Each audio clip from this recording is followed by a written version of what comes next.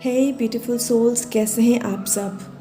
And I hope आप लोगों की एनर्जी भी सही है, क्योंकि इस वक्त बहुत ज़्यादा इंटेंस एनर्जी हम लोग रिसीव कर रहे हैं, जिस वजह से हम लोगों की डीप क्लींजिंग भी हो रही है। आपको पता है ना, जैसे कि हम लोग न्यू एनर्जीज रिसीव करते हैं तो उसके लिए स्पेस तब बनता है जब हम लोग ओल्ड एनर्जीज रिलीज़ कर देते हैं। इसी वजह से आप लोगों की ना अभी बहुत डीपली पर्जिंग हो रही होगी। एंड मैंने आपसे ये भी बोला था कि 11/11 पोर्टल तक ये एनर्जी लगभग रहेगी। एंड 11/11 पोर्टल से हो सकता है बहुत लोगों की लाइफ में पॉजिटिव चेंजेस भी आए। बहुत लोगों के इनर यूनियन हो सकते हैं, बहुत लोगों के रीयूनियन हो सकते हैं, और बहुत लोग कुछ कार्मिक साइकिल को कंप्लीट करके आगे बढ़ेंगे। डिपेंड करता है कि आप कौन से स्टेज पर हो। दोस्तों, अभी मैं मेडिटेशन कर रही थी तो मुझे इस टॉपिक के ऊपर गाइडेंस आया, उसके साथ साथ मुझे क्या बताना है ये भी डाउनलोड हुए। तो आई होप ये वीडियो मैं जिन लोगों के लिए बना रही हूँ ना, ये वीडियो उनको ढूंढ ही लेगा। ठीक है, अगर आप चैनल में नए हैं then I am requesting you to subscribe to this channel. And अगर आप चैनल में पुराने हैं एंड अभी तक आपने सब्सक्राइब नहीं किया है देन प्लीज़ सब्सक्राइब कर दीजिएगा, मुझे बहुत अच्छा लगता है। एंड प्लीज़ हमें सपोर्ट करने के लिए वीडियो को लाइक भी कर दीजिएगा। तो आज का ये जो टॉपिक है ना, ये है कि आप एनर्जीज़ को क्लियर कैसे करें। आप लोगों को याद होगा, मैंने पिछले वीडियो में आप लोगों को बताया था कि हमें एक थॉट आता है, उसके बाद वो थॉट ना इमोशन में कन्वर्ट हो जाते हैं। उसके बाद जैसे वो हम लोग इमोशंस को ग्राउंड करते हैं ना, हम वो एनर्जी को चैनलाइज कर लेते हैं। एग्जैक्टली वैसे ही आप लोगों को पता होगा, हमारा बॉडी जो है ना वो 75% वाटर से बना है एंड पानी जो है वो मेमोरी होल्ड करता है।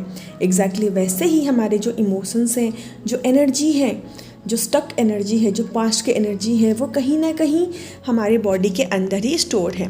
वो हमारे ऑर्गन्स में स्टोर है, हमारे चक्रास में स्टोर है, और कहीं ना कहीं एज ए वाटर भी वो स्टोर होता है। इसी वजह से जब हम लोग मेडिटेशन करते हैं या फिर जैसे हम लोग ब्रीदिंग एक्सरसाइज प्राणायाम वगैरह स्टार्ट करते हैं ना, हमारा जो फोकस है वो हमारे मेंटल बॉडी के ऊपर आ जाता है, यानी कि मानमय कोश के ऊपर।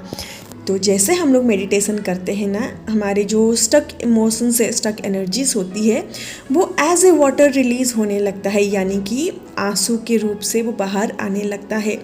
पर कहीं ना कहीं हम लोगों को बचपन से ये सिखाया गया है कि हम आपको रोना नहीं चाहिए, क्योंकि जो रोते हैं ना वो वीक होते हैं। इस वजह से ना हम लोग जब रोने लगते हैं तो खुद एंग्जियस होने लगते हैं कि हम लोग क्यों रो रहे हैं, क्योंकि हमें तो पता है कि रोना बुरी बात होती है, पर एक्चुअली होता ऐसा है, हमारा बॉडी जो होता है ना वो स्टक एनर्जी को एज ए वाटर रिलीज़ करने लगता है। दोस्तों प्लीज़ अब बैकग्राउंड नॉइज़ के साथ थोड़ा सा मैनेज करिएगा, क्योंकि दिवाली की वजह से बच्चे पटाखे फोड़ रहे हैं। एंड मेरा कहने का मतलब ये था कि हम लोगों के अंदर ना बहुत सारे ऐसे स्टक एनर्जीज होती है। वो ज़रूरी नहीं है कि इस लाइफ टाइम का हो, हमारे पास्ट लाइफ टाइम का भी हो सकता है।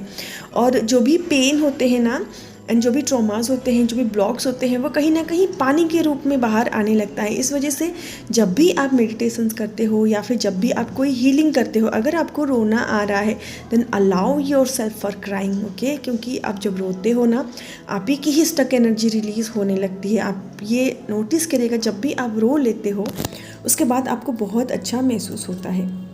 तो और बाकी जो एनर्जीज़ होती है, जैसे कि हमें गुस्सा आता है, हमें फ्रस्ट्रेशन होता है, हमें साउटिंग की प्रॉब्लम है, चिल्लाने लगते हैं हम लोग कभी कभी, या फिर बहुत सारे ऐसे इमोशंस होते हैं, एक्सपेक्टेशंस होती हैं, नीडीनेस होती है, ये सारी जो एनर्जीज़ होती है उसको रिलीज़ कैसे करें। एंड आई डोंट नो जो व्यूवर्स हैं वो अपनी जर्नी के किस स्टेज में हैं, बट होपफुली ये वीडियो आपको थोड़ा सा क्लैरिटी दे देगा। दोस्तों, जैसे कि आप सबको पता है, जो हमारे अंदर के इमोशंस होते हैं, हमारे अंदर के थॉट्स होते हैं, हमारे अंदर के जितने सारे ब्लॉकेजेस होते हैं, वो सब कुछ एनर्जी ही होती है। एंड वो हम लोग एक्सप्रेस नहीं करते, उसको सप्रेस करते हैं। इसी वजह से वो हमारे अंदर ही सप्रेस होके रह रहा होता है। तो जैसे ही हम लोग हीलिंग करते हैं, डिवाइन कहीं ना कहीं उसको सरफेस पे लाते हैं। कुछ एनर्जीज डिवाइन खुद ब खुद क्लीन करवा देते हैं, और कुछ एनर्जीज ऐसी होती है जो हमें खुद क्लीन करने होते हैं। तो अगर आप स्टार्टिंग फेज़ में हो या फिर किसी भी फेज़ में हो, मैं यहाँ पे कुछ मेथड बता रही हूँ जिससे आप अपने अंदर की जो एनर्जीज होती है ना उसको आप रिलीज़ कर पाओगे। So let's start releasing our energies from chakras. जैसे कि बेसिक एनर्जीज होती है, सेम है, गिल्ट है, एक्सपेक्टेशंस है, हम लोग लोगों को जज करते हैं, कंपेयर करते हैं एंड कहीं ना कहीं हमें डर होता है, हम लोग ओवर एक्सप्रेसिव हो जाते हैं या फिर कहाँ पे क्या बोलते हैं पता नहीं होता है। तो ये सारे जो टॉक्सिक एनर्जीज होती है ना, इसको रिलीज़ करने के लिए आप एक पेन एंड पेपर ले लें। आपके सबकॉन्शियस माइंड को समझाने के लिए आप एक ब्लैक कलर का पेन ले सकते हैं एंड जब भी आप ये काम करें ना, अपने गार्डियन एंजल को ज़रूर इन्वाइट कर ले ताकि वो आपके ये काम में आपकी मदद कर सके। ठीक है, तो सारी चीज़ें ना आप नोट डाउन कर लें कि मुझे गुस्सा आता है, मैं जल्दी चिढ़ जाती हूँ, मैं सिचुएशन में हार मान जाती हूँ, मैं चिल्लाने लगती हूँ, या फिर मैं लोगों को कंपेयर करती हूँ, लोगों को जज करती हूँ, खुद को कंपेयर करती हूँ एंड कोई भी आपकी एनर्जी हो जो भी आपके समझ में आए। एंड उस वक्त ना अगर आप अपने एंजल को बुलाओगे वो आपको थ्रू इंट्यूशन हेल्प भी करेंगे। इसको ना पहले नोट डाउन कर लेना है, उसके बाद इस एनर्जीज़ को तो आपने फ्लो आउट कर लिया पेपर में, उसको पूरा रिलीज़ कैसे करेंगे? पूरा रिलीज़ करने के लिए आपको वो पेपर को डिस्ट्रॉय करना पड़ेगा एंड वो तरीका कुछ भी हो सकता है। आप वो पेपर को बर्न आउट कर सकते हैं, आप वो पेपर को फ्लश कर सकते हैं, आप उस पेपर को मिट्टी में गाड़ सकते हैं ताकि आपके सबकॉन्शियस माइंड को ये पता चले कि ये जो एनर्जी है ये पेन एंड पेपर के थ्रू फ्लो आउट हो गया एंड ये जो पेपर है इसको आपने जब डिस्ट्रॉय किया, इसका मतलब ये सारे एनर्जीज आपके अंदर से रिलीज़ हो गए। एंड ये बहुत ही अच्छा तरीका होता है आपके लो वाइब्रेशनल एनर्जी को रिलीज़ करने के लिए, पर इसको आपको कंटिन्यू 21 डेज़ या फिर 41 डेज़ तक करना पड़ेगा। ठीक है, नेक्स्ट हम लोग बात करते हैं हमारे अंदर के जो इमोशंस होते हैं, क्योंकि ये जर्नी में हमारे अंदर के जो इमोशंस होते हैं ना वो कोई समझ नहीं पाता, क्योंकि ये जर्नी ही हम लोगों को यूनिक सा मिला है एंड हमारे जो क्लोज फ्रेंड्स होते हैं, हमारे रिलेटिव होते हैं, हमारे फैमिली मेम्बर्स होते हैं, इवन कि हमारे जो सिबलिंग होते हैं हमें अच्छी तरह से नहीं समझ पाते। इस वजह से यहाँ पे इमोशंस को एक्सप्रेस हम लोग किसी के सामने फ्रैंकली नहीं कर पाते और कहीं ना कहीं हमारे फैमिली मेम्बर्स ने, हमारे जो पूर्वज होते हैं, हम लोगों को यही सिखाया है कि फीलिंग्स को अंदर दबाओ, इमोशंस को अंदर दबाओ। ये सारी चीज़ें ना एक्सप्रेस करने के लिए नहीं होती है और सबको आप एक्सप्रेस भी नहीं कर सकते। और इमोशंस अगर एक्सप्रेस नहीं होते हैं ना तो वो हमारे अंदर सप्रेस होके ब्लॉक्स बन जाते हैं। एंड यहाँ पे बहुत ज़रूरी है आप जो भी फील कर रहे हो, जो भी इमोशंस है उसको एक्सप्रेस करो, पर एक्सप्रेस करना किन के पास है? आपकी सोल फैमिली हमेशा आपके पास अवेलेबल नहीं रह पाती है क्योंकि सबकी अपनी अपनी जर्नी होती है। तो यहाँ पे आपको ये करना है, आपके घर में अगर कोई प्लांट्स हैं, कोई पौधे हैं या फिर आप कहीं पे ग्राउंडिंग के लिए बाहर पार्क में जाते हैं तो कोई ट्री को आप हग कर सकते हैं या फिर कोई पेड़ या पौधे के पास आप बैठ सकते हैं और आपके अंदर के जितने भी इमोशंस हैं, आपको लगता है आप किसी और के साथ वो शेयर नहीं कर पाते, आप वो प्लांट्स के साथ या फिर फ्लावर्स के साथ या फिर ट्री के साथ ये सब कुछ शेयर कर सकते हैं। हाँ, फिलहाल अभी आपको ये सारी बातें ना बचकानी लग रही होंगी, पर आप एक बार करके देखिए, क्योंकि प्लांट्स एंड पौधे में ना लाइफ्स होती है एंड वो हमें बहुत अच्छी तरह से समझ पाते हैं। आप एक बार करके देखिए, आपके अंदर के जो भारीपन है, जो भी ब्लॉक्स होते हैं वो सडनली रिलीज़ हो जाएंगे। और पेड़ पौधे से ना हम लोग को बहुत अच्छी हीलिंग मिलती है, क्योंकि हम लोग को ना यही लगता है कि हम लोग बैठ के मेडिटेशंस करेंगे, मंत्रा चैंटिंग करेंगे तब भी हम लोग हील हो पाते हैं। नहीं, इसके अलावा भी हीलिंग के बहुत सारे टेक्निक्स होते हैं और ऐसा बिल्कुल भी नहीं है कि प्लांट रेस्पॉन्ड नहीं करते, वो रेस्पॉन्ड करते हैं, पर उनकी भाषा समझने के लिए आपको अच्छी तरह से इनर वर्क करना पड़ेगा। ठीक है, अब वो स्टेज तक पहुंचने के लिए हम लोग को इतना मेहनत भी नहीं करना। आप आराम से जाइए, अपने इमोशंस को उनके साथ शेयर करिए और उनसे आप हीलिंग एनर्जी लेके वापस आ जाइए। इसको एक बार आप ट्राई ज़रूर करके देखिएगा।